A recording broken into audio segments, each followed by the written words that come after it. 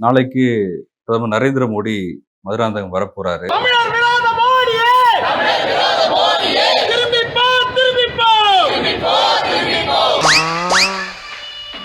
அச்சரா பலே வெள்ளையத்தேவா ஆரம்பிச்சிட்டாங்களா? காலையிலே நோக்கிட்டாங்க. நீ ஒண்ணும் கவலைப்படாத குமார், கவுன்சிலர் பசங்க எல்லாம் கூட்டு வந்திருக்காரு. ஏதாவது ஒண்ணுன்னா உள்ள புந்து அடிப்போம்ல. சொன்னாம்பா எத்தனை ஒரு பஞ்சாயத்தடா முடிச்சு வச்சு பாரு. நமக்காக அம்பட்டு பெண்ணும் பிள்ளை குட்டியோட வெயில்ல காத்து கிடக்குறாங்களே. சரியா? உங்க வீட்டு பிள்ளையா நினைச்சு எல்லாரும் என்னை மன்னிச்சிருக்க. அதுல கூட்டணி கட்சிகள்லாம் பங்கேற்பாங்க, விஜய் கூட வரலாம் அப்படின்னு சில செய்திகள்லாம் போடுறாங்க. எப்படி பாக்குறீங்க? விஜயின் மீது பார்வை பாஜகவுக்குமே பெருசளவுல இல்ல. அப்படின்னா நீங்க ஒரு செல்லா காசுன்னு சொல்லுங்க. பிஜேபி விஜய் எதிரியா பாக்குறாங்களா? பிஜேபி எல்லாம் விஜய் எல்லாம் எதிரியா பார்க்க வேண்டிய அவசியமும் இல்ல, அவங்க பார்க்கவே இல்லை. இன்சல்ட், ரொம்ப கேவலப்படுத்துறான். விஜயை பொறுத்தவரை அவர் திமுக தீய சக்தி, திமுகவுக்கு நான் தான் எதிரி, பாஜக கொள்கை ரீதியா எதிர்க்கிறேன் அப்படின்னு சொல்லிட்டு அவர் பாட்டு பேசிட்டு போயிட்டோம். ஒன்றும் பிரச்சனை கிடையாது.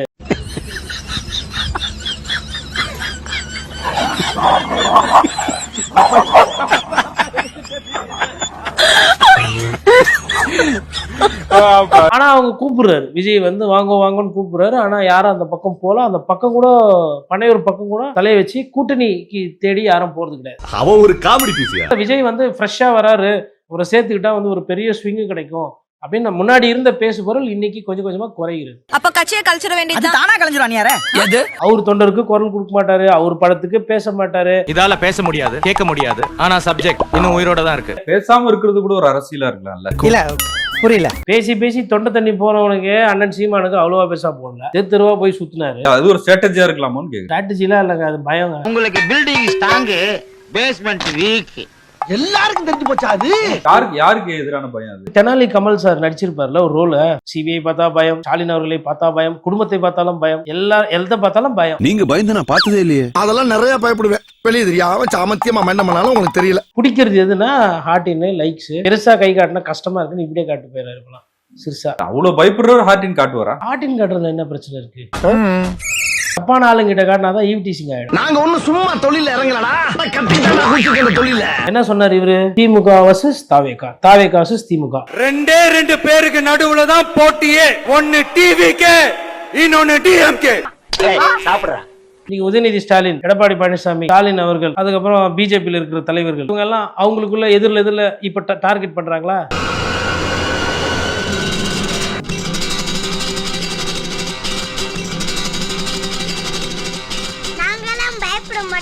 விஜய் டோட்டலாப்பா சரி, இவ்வளவு நேரம் ட்ரையல்ஸ் எல்லாம் ஆடினோம், பால் சும்மா லுல்லாய்க்கு 4 பால் போட்டேன், இப்போ நாங்க சீரியஸா மேட்ச் விளையாட போறோம், அதனால கிரவுண்ட் விட்டு வெளில போய் நில்லுப்பா. என்ன ஆதாரம் இருக்கு? அப்புறமா போகும்போது குச்சி மிட்டாய் ஐஸ்லாம் வாங்கி கொடுத்து மாமா அவனை கூட்டிட்டு போறான் அப்படின்னு சொல்லிட்டு கிரவுண்ட் விட்டு வெளில. உனக்காண்டி வீட்டுல அண்ணன் பொம்மை காரு, பொம்மை ரயிலு, ரிமோட் பிளேன் எல்லாம் வாங்கி வச்சிருக்கேன். உட்காந்து கல கல கல கலன்னு விளையாண்டுக்கிட்டு இருக்கு. சிறுவர்களை கூட்டு போனா இப்படித்தானே நம்ம கிரவுண்ட் விளையாடுவோம். அது வரையிலும் அவர் உங்கள் விஜய் முதல் வரேன வரட்டா. மூஞ்சி டம்மியா இருக்குன்னு பாக்குறியா? அடி ஒண்ணுன்னு அம்மி மாதிரி இருக்கு தெரிஞ்சுக்க. அதாவது நமக்கு உயிரென வரட்டா, அவருக்கே அவர் டப்பிங் பண்ணி பாடிக்கிற பாட்டு முதல்வரா வரட்டா அப்படின்னு அவர் முதலமைச்சரா வாழ்ந்துகிட்டு இருக்காரு. ஆயிட்டானா ஒரு மெத்தட் ஆக்டர் சார். மாத்திரமாவே மாறிடுவார் சார்.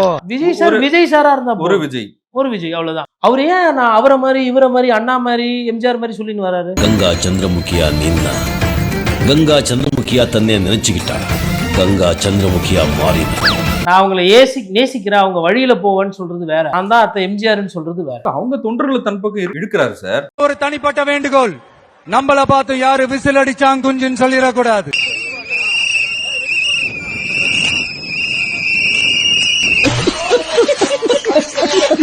விஜயகாந்தோட தம்பி, எம்ஜிஆரோட பக்தர், அன்னை தெரேசாவோட குழந்தை, அப்துல் கலாமோட சித்தப்பா பையன், ஐநா சபையில இருந்தவரோட மச்சான். என்னங்க இது? தப்பா நினைக்காதீங்க, அவர் ஒரு விளம்பர பிரியர். இப்படி ஏதாவது பத்திரிகையில விளம்பரம் வந்துச்சுன்னா அரசியல சேர்ந்து பெரிய ஆளாம்னு யாரோ சொல்லிக்கிறாங்க. அதுக்கு தான் ஆசைப்பட்டு இப்படி போய் சொல்லிட்டாரு. விஜய் 69 படம் நடிச்சிட்டாரு சார். சரிங்க, அப்ப 70வது படமா இப்போ தேர்தலுக்கு நடிக்கிறது?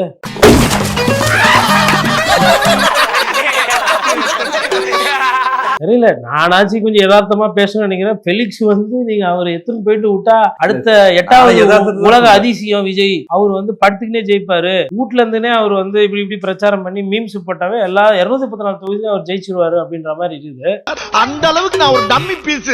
சரி, அப்ப நீங்க சொல்ல வர்றது என்னன்னா ரெண்டு பக்கமும் கூட்டணி ஸ்ட்ராங்கா ஆயிட்டு இருக்கு அப்படின்னு சொல்றீங்களா? ஃபர்ஸ்ட்ல இருந்தே இவங்க தான் போட்டியில, இவரு சும்மா நடுவுல சம்பந்தமே இல்லாம. பிரச்சனை நமக்கு அந்த ஹோட்டலுக்காரங்கடா, இந்த மஸ்கிட்டோ வந்து ஆட்டின்றான். தேர்தல் நேரத்துல ஏதோ ஒரு மேஜிக் நடக்கிறதுக்கு வாய்ப்பு இருக்கலாம் கூட சொல்றாங்க. யாரு விஜய் சாருக்கு ஆதரவாவா? இப்படிதான் டிரைவர். அதாவது மேஜிக், அப்புறமா வந்து இது படம், அப்புறம் ரீல்ஸ், அப்புறம் டிக்டாக், உழைப்புன்ற வார்த்தையே வரமாட்டேங்குது. உழைச்சா என்ன பிரச்சனை? சும்மா இருக்கனே, உழைச்சா உங்களுக்கு வேர்க்கும், அதான் ஆகாதே. ஆமாப்பா, எனக்கு வேர்வை ஒத்துக்கிறாரா? புரியலங்க. தமிழ்நாட்டுல ஒரு தேர்தல் வர நேரத்துல இப்படி வீட்டுக்குள்ளேயே உட்காந்துக்கிட்டு வெளியில வந்து மக்களை சந்திக்காம, இல்ல அட்லீஸ்ட் குறைந்தபட்ச பத்திரிகையாளரை சந்திக்காம, இது ஒரு கட்சி. சிவி சண்முகம் ஆரம்பிச்சிட்டாரு. டிவிஎஸ் இப்போ வேற புஷ்பா ஸ்டைல கலாய்ப்பாரு. புதுசா வருவான், பங்களா தரன்பா, கார் தரன்பா, எம்ஜிஆர் நான் தான் பார்த்து உஷாரா இருக்க மக்களே அப்படின்னு ஆரம்பிச்சுக்கிறாரு. இன்னும் போக போக போக போக இன்னும் வளர்மதி வருவாங்க, யாராப்பா எம்ஜிஆர், வாப்பா ப்ளீஸ் கம் ஃபார்வர்ட் அப்படின்னு கூப்பிட்டு கலாய்ப்பாங்க.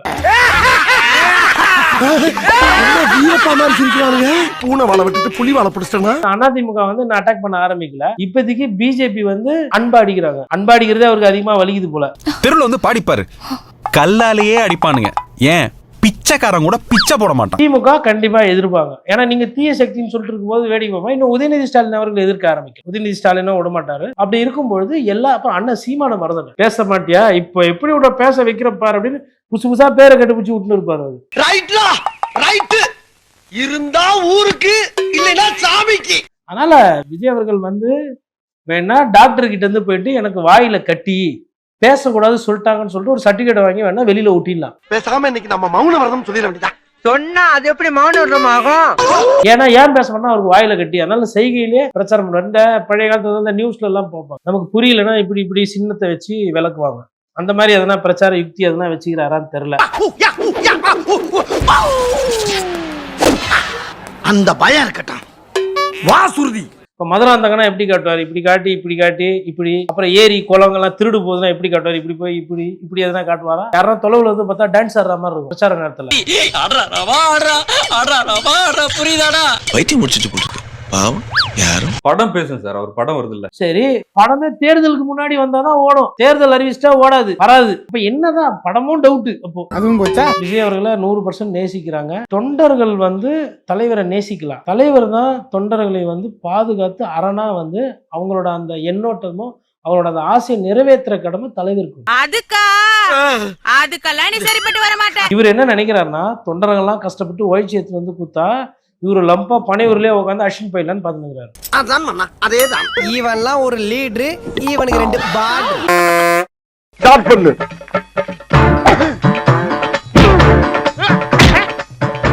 இங்கிட்டு வா. அப்படியா படைக்கல மண்டல மட்டும் அடிச்சிடாத, குலக்கேசல் உள்ள போயிருவேன். சரியா?